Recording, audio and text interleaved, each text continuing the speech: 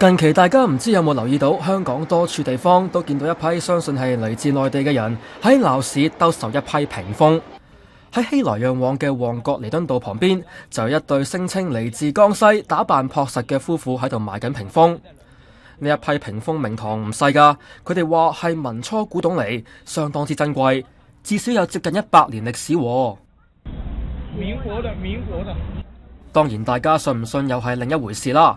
不過，既然聲稱係古董，當然亦都唔會賣得平㗎。一套4幅嘅屏風，盛惠8000港元。自稱係務農嘅呢一對夫婦話，同另外2個人從江西一共託運咗16幅古董屏風來港。佢哋又話屋企人唔識貨，早年已經將大部分嘅屏風拿去燒柴。我哋嘅記者假裝有興趣買，但係就質疑屏風古董嘅真偽。不過佢哋就拍晒心口，保證屏風係真品，更加設有售後保障嘅服務啊！至於佢哋係唔係誠實，大家其實都應該心中有數啦。古董業界人士就指呢一啲所謂古董屏風，其實係廉價嘅仿古工藝品，每幅只係值800蚊。我哋嘅記者後嚟再喺深水埗撞到呢一對江西夫婦，又喺度賣屏風，於是就上前對質。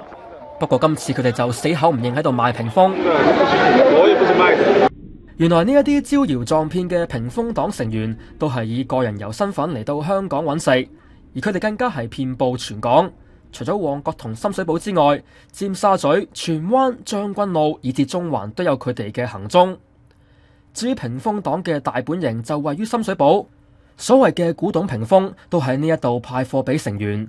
事實上，屏風黨早喺今年5月活躍喺江蘇，多人已經因為涉嫌賣假貨被捕，懷疑因此佢哋轉移陣地到香港繼續行騙。而入境處接獲我哋有關嘅查詢之後，已經喺星期2採取行動，喺港九多處拘捕10幾個懷疑屏風黨嘅成員。目前行動仍然繼續。ONTV 東方電視新聞台報道。